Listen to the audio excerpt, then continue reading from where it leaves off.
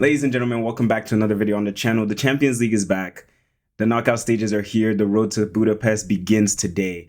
And today we'll be talking about all the fixtures that occurred today. Of course, there's another round of fixtures that are occurring tomorrow, but I didn't want to have to talk about 8 games in one video and feel like I'm rushing myself. So today we're just going to be talking about Galatasaray coming out winners against Liverpool, Barcelona sneaking away with a very, very poor performance away at Newcastle, Atletico Madrid embarrassing Tottenham as they continue their terrible run in all competitions. And last but not least, Bayern Munich sending out a message to the entirety of European football to say, we're coming for that Champions League trophy. If you guys are new to the channel and you like the content that you've been seeing, make sure you like, comment, and subscribe. Hit the post notification bell so you never ever miss out on a video. I'm trying to hit 1,000 subscribers by the end of the year, so I cannot do that without every single one of your help. So please, if you enjoy the content and you like what you're seeing, hit the subscribe button. It's free.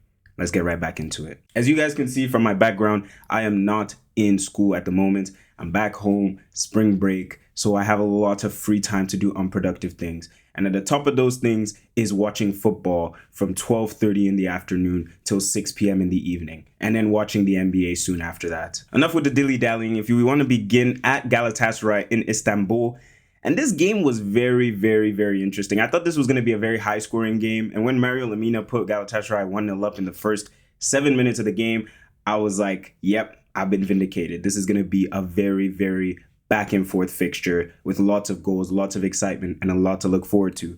But ultimately, that's not what it turned out to be. Liverpool had a whole host of chances in the first few minutes that I genuinely think if they had taken those chances, they would have comfortably won this game. Florian Wirtz had those 2 chances. McAllister, every time he got the ball, it felt like he was struggling to get it out of his feet. Mohamed Salah today, absolutely dreadful performance. And it doesn't help when the person who's coming on to replace him is Jeremy Frimpong, who I've said many times on this channel, offers little to nothing in terms of versatility. The guy is a very, very one-dimensional player. Hugo Ekitike didn't have his best game.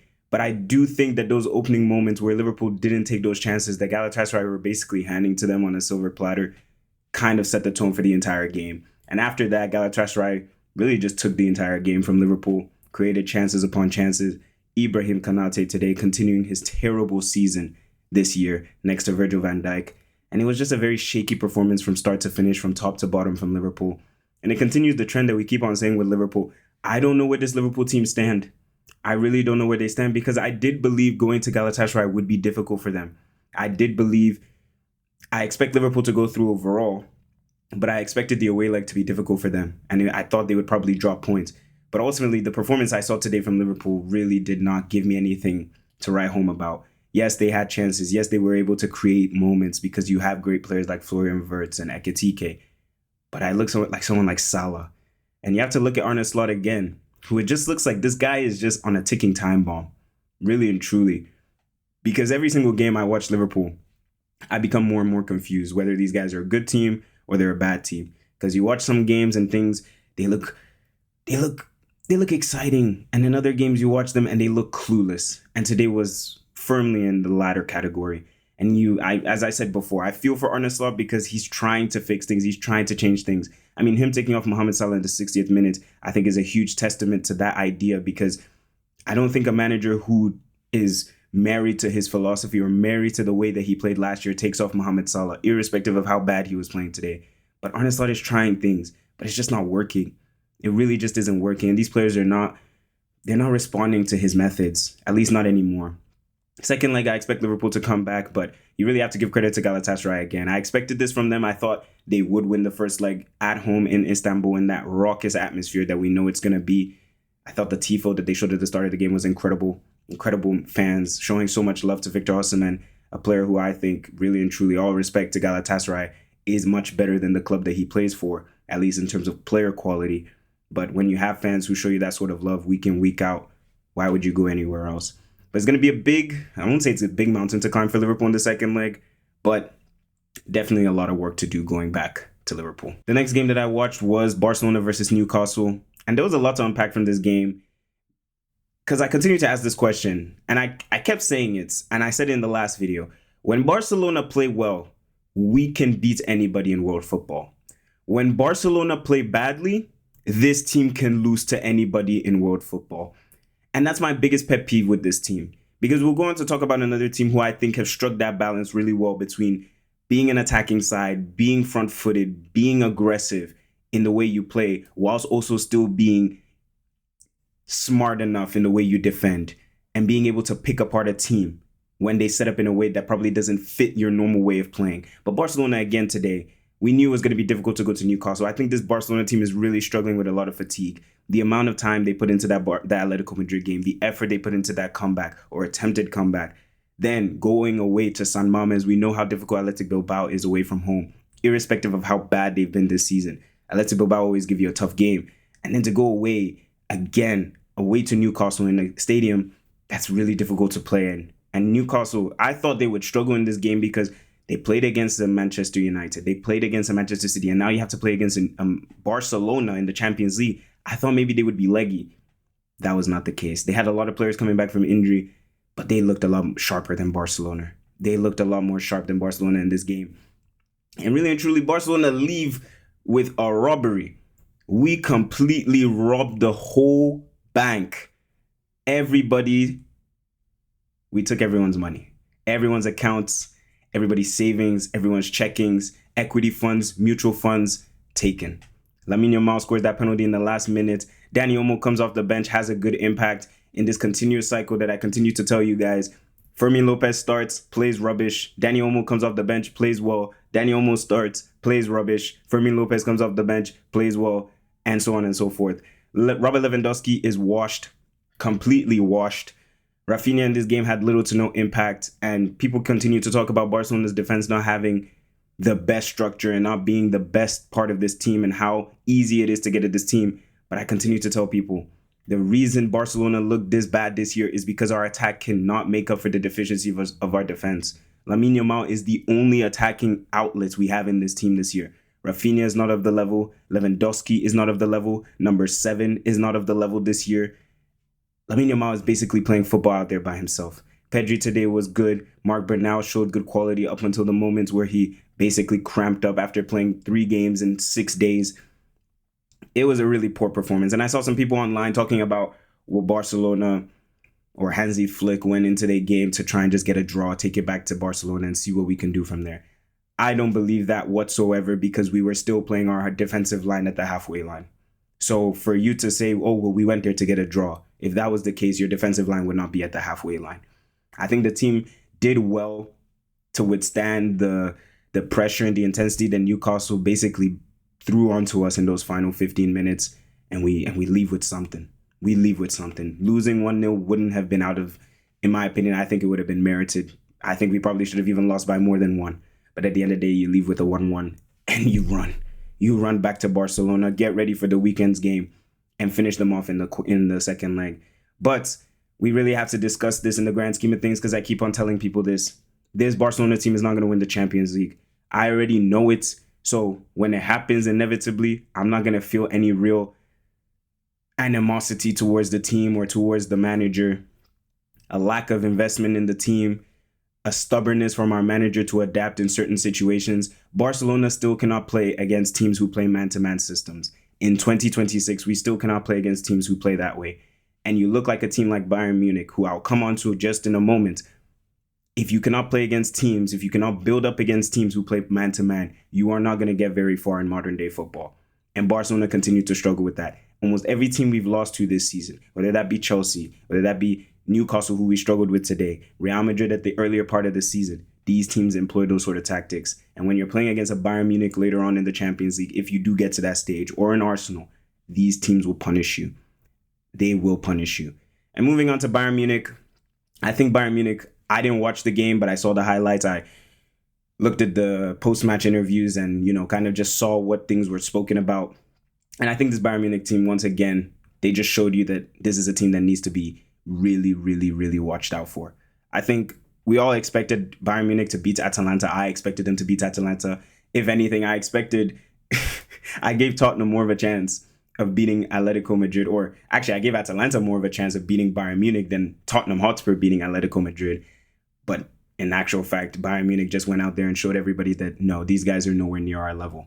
And we've seen this from Bayern Munich many times in the Champions League, going out there and putting belts to some of these teams in the Champions League and really just asserting themselves as one of the favorites once again. I think Michael Elise continues to show you just how good of a player this guy really can be. Musiala's got a goal today. I'm very happy for him. I remember when he got that injury in July, I was really worried for whether he'd be able to make the World Cup squad for Germany, but it looks like he's really starting to grow back. And this is all without Harry Kane. Their marksman, their talisman, their best player. So Bayern Munich are a scary team, 6-1 in the first leg. The Atalanta fans were incredible in this game, still cheering their team on, still clapping their fans, still clapping every single moment, even after the game, staying in their seats, not leaving once the game was pretty much out of sight in the opening 30 minutes, and still cheering their team on throughout the terrible, terrible defeat. Proper fans, proper atmosphere, proper football club. Ultimately, Bayern Munich are in the next round of the Champions League. Second leg is literally just a formality at this point. But they sent a message to Europe to say, you can send anyone our way. We'll be able to deal with them. Because Atalanta are a very tricky fixture. We saw it with Dortmund in the play-ins. It is a tough place to go, and they are a tough team to face off. The way they press you aggressively, the way they play that man-to-man press that we just talked about with Barcelona, it's not easy to contend with that. But Bayern Munich showed that they are one of the favorites, and they can come up against most teams in the Champions League this year. While I do believe a team like Barcelona will struggle, I genuinely believe even if Barcelona sneak past Newcastle, which I think they will, I think they'll struggle against the winners of the other tie that they're going to play against, which is Atletico Madrid, who beat Tottenham 5-2 in the first leg. Could have been much, much, much, much more. Really and truly, there's not much to unpack in this game. Tottenham are probably the worst team in the Premier League right now, and they came up against the third best team in Spain.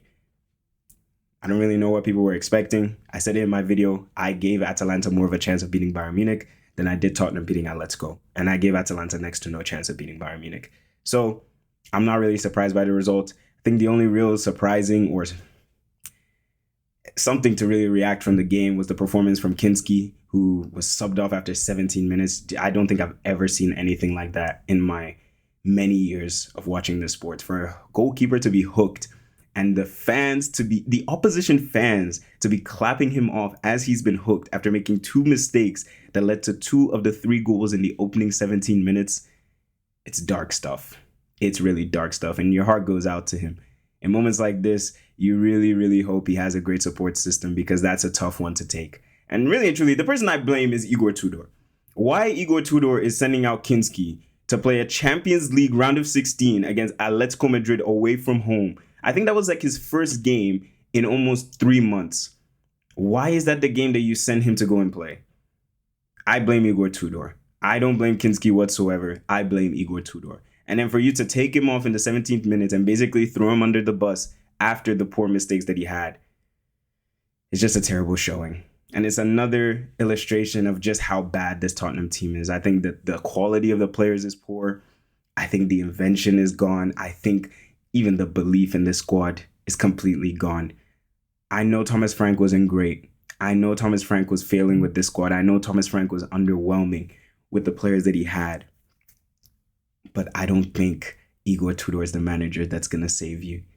And you look at Newcastle, or not even Newcastle, you look at Nottingham Forest, you look at West Ham. These are teams that can hurt Spurs if they don't fix their act. These are teams that can hurt Spurs if they don't fix their act. And as I said, Tottenham are not going to be in the Champions League quarterfinals. But the main purpose they should be looking at is whether they're going to be in next season's Premier League. That's really what they should be looking at. Atletico Madrid stormed to the victory as I expected. And I genuinely believe Atletico Madrid will be one of the dark horses for this tournament. I think if they do get through, which I think they will, and play against Barcelona, who I think will get through, it's not a formality that Barcelona win that game, right? We saw it in the Copa del Rey. Yes, Barcelona performed really, really well in that second leg, but it's not formality. And I'm hearing news about, the second leg might be at the Wanda because Atletico beat Spurs, they get their seed.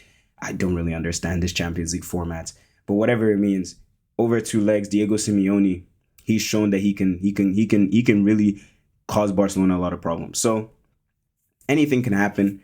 I have Atletico Madrid as one of my dark horses, and who knows, they could even face off against whoever comes out of that bracket. You'd expect Arsenal in the semifinal, and I can see them doing something against Arsenal, even though I don't think they will.